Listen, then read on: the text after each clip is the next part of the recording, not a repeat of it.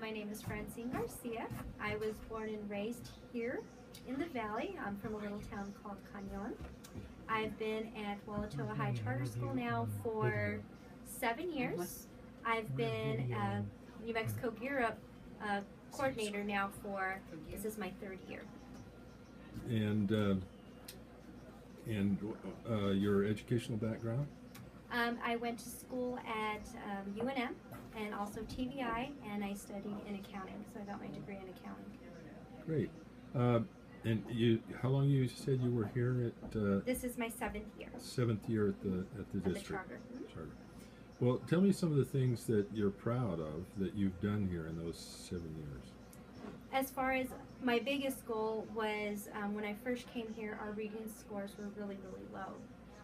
So when I became coordinator, Gear Up coordinator, we focused on a reading program that was going to improve our reading skills for all of our students, 9th through 12th. So that's been our biggest goal right now. Is when I first started, ACT scores were probably around, the average is around a 10. Just got back my ACT data. The highest ACT score we had was a 22. This was our junior. Right now, even our students that are in special ed, they all received nothing lower than a 13 on their ACT first time. That's great. So we see probably about a 6 to 8 points gain just in a reading on ACTs, because we do test them, with the Aspire. We did the Plan, the Explore with ACT, so we were able to take a look at where they were as freshmen and now as juniors, and how much growth there has been in that time frame. Well, tell us a little bit about demographics, the population, and maybe some of the levels that they were at when you first started. As far as levels for each one of our students, it varies. Anywhere from a 1st grade to a 4th grade is usually when we got them here at the charter school at 9th grade. Throughout the year, we had some students increase by 4 or 5 reading levels. By the time they leave the charter school, if they're with us for the 4 years, they're either at grade level or beyond, or at college level. Most of our students, by the time they're seniors, they're enrolled in dual credit through our community college, which is CNM, and they're taking college courses. And how do you make that happen? Mr. Wilkinson came up with a brilliant idea. He said the only way that we're going to get students to do a reading program and it be effective is that we incorporate it into our daily schedule.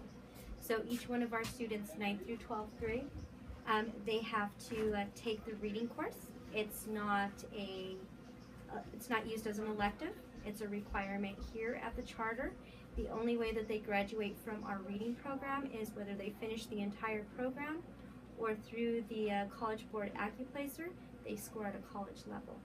But they use the Reading Plus every day, Monday through Friday, for at least 45 minutes. Sometimes they double up on it. And what else do you use besides Reading Plus? If we can't use Reading Plus, we've used SRA. As I said, for me, since I've been Gear Up coordinator, it's been the Reading Plus and the Mind Play. And if, for whatever reason we can't use those, we rely on SRA readings.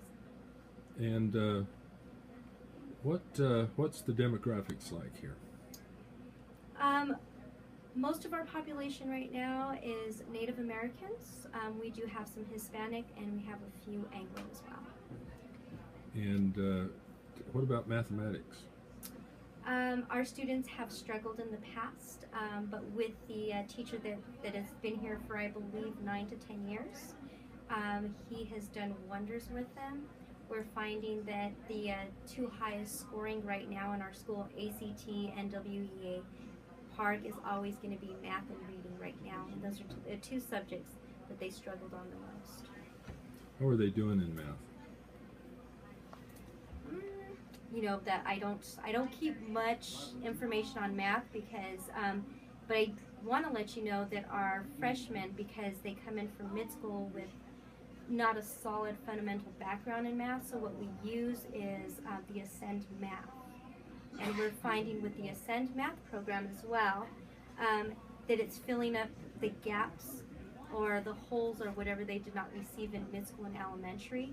So that's also incorporated into our daily schedule for our freshmen. So it kind of plays the catch up for Mr. Kruger, who is our math teacher.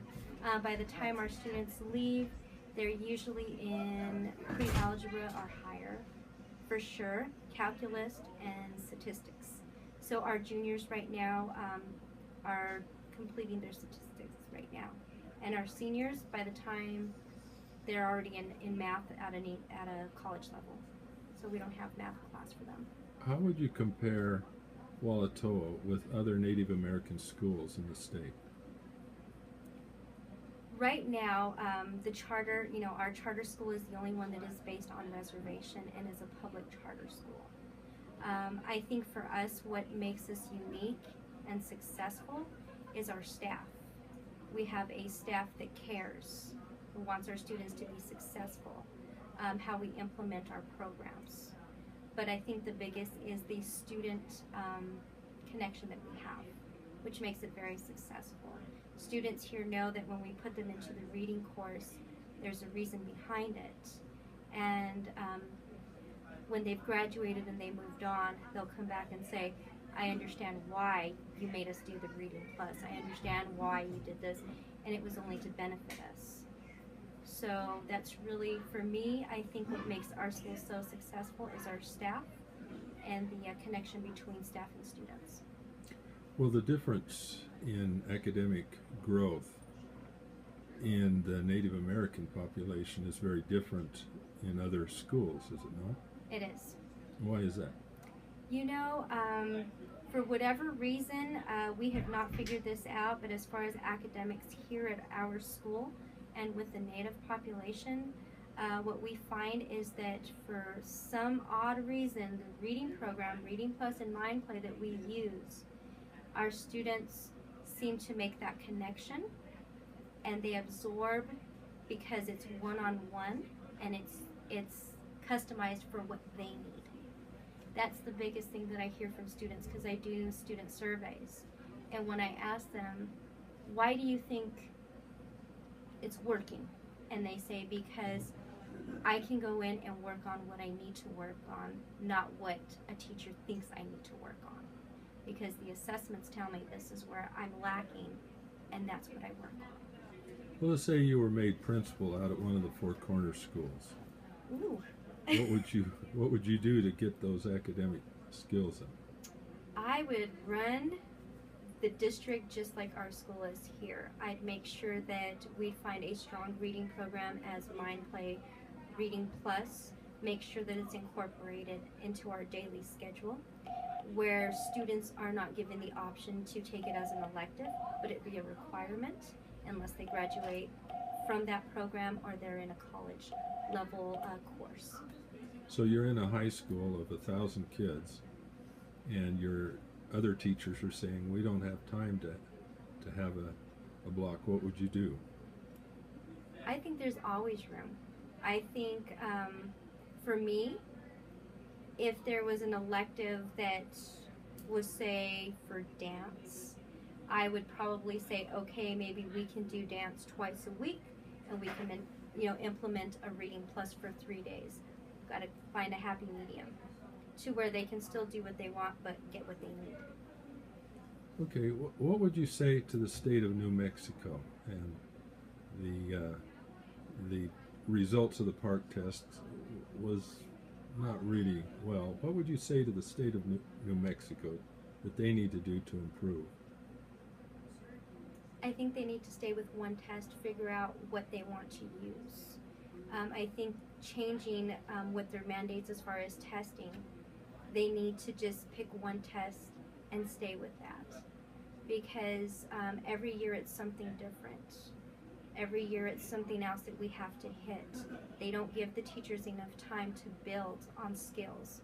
Because by the time teachers are implementing and getting the students to understand, and using all the skills needed, they changed the test, and now we're starting from square one. So it needs to be consistent on whatever they choose to do. What would you say to the state of New Mexico that they need to do to improve reading and math? They need to find programs and customize them for students.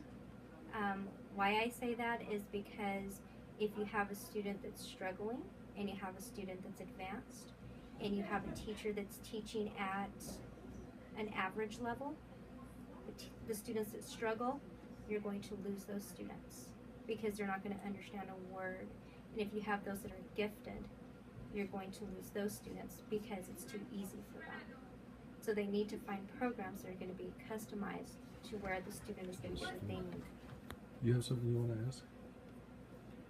How do you encourage, motivate the students to use Reading Plus or Mind Play or Ascend by getting engaged fully? How do you get them to get and stay engaged in those programs? We use, right now it's just really the graduation. Everybody wants to be out of the reading program. So we kind of set the goals of, well, you can get out of reading and you can do something that you choose to do if you get to a college level. Okay. Another great thing is as juniors and seniors, if they hit the college level, they do not have to take English here at the high school. They can take it at a college level. And get college credit. And get college and high school credit, yes. So that is our biggest goal. So as juniors, everyone wants to get out of the general ed English and go to college.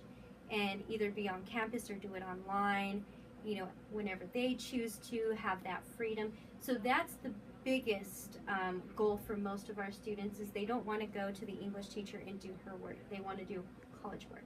Wow. So That's great. right now we do have one junior that is actually completing his final this week. He's a junior and he scored high enough, so he's taking 2 college courses as a junior. And we have seniors that they all tested in either with their ACT scores or the AccuPlacer, so they'll be starting their College 1101 second semester. How many of these students were second language English speakers? All of them. Okay. All Wow. of them. Wow. Yeah.